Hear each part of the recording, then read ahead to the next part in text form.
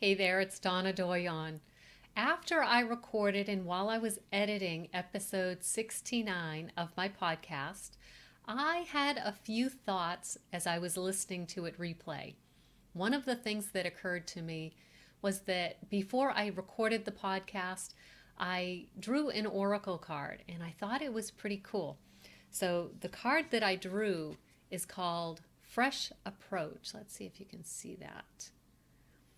And I loved this card because as I was writing the Once Upon a Time story at the beginning of the episode, my intention had been to bring the story in one direction. And then the story kind of took over on its own and it went in another direction.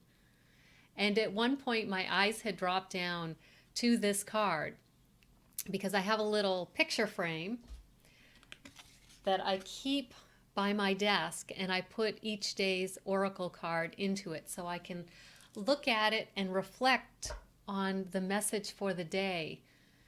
And as I was writing this Once Upon a Time story before recording the episode, my eyes dropped down to the Fresh Approach card and I thought, that's why the story was not coming together the way that I thought. And one thing that had caught my attention about this card is the way that this can be like the earth, but I also picture it as just a giant bubble.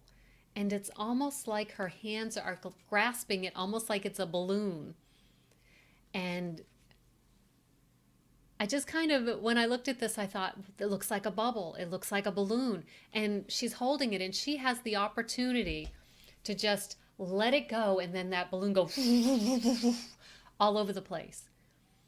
And maybe that's what I needed to do, was just take a fresh approach.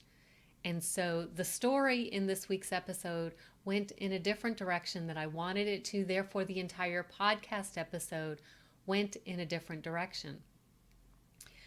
During the story, one of the lines I read is that the garden, I'm talking about the garden. Hopefully you've already listened to the episode, but if not, I'm talking about how our personal development growth is very similar to a flower garden, in that we have the option at any given time to change out the colors, the textures, the height, the depth.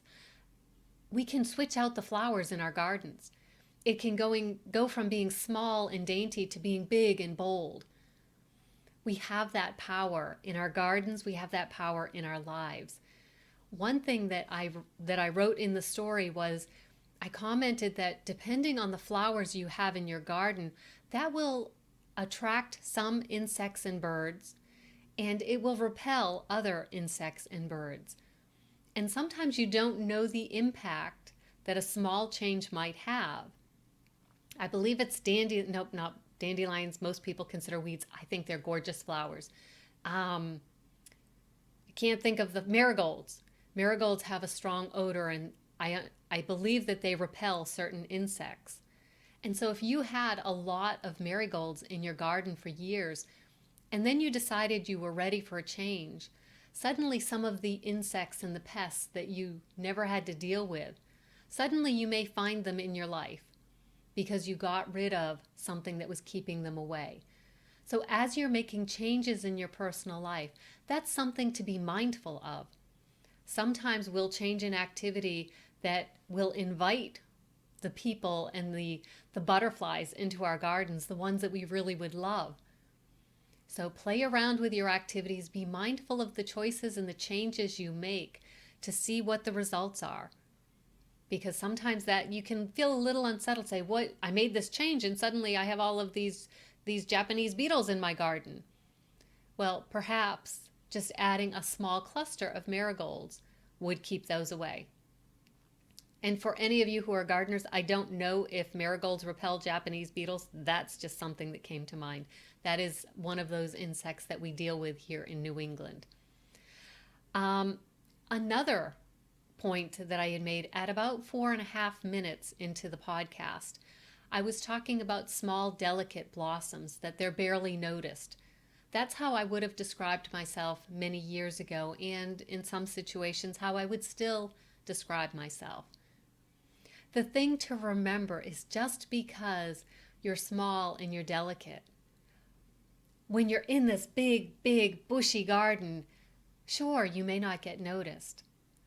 But when you zoom in and when you focus on that smaller, beautiful bunch of flowers, the beauty and the magnificence of it is still there. So even if you're going through a time in your life where you're smaller and you're kind of delicate, know that your beauty is still there. It still radiates from you.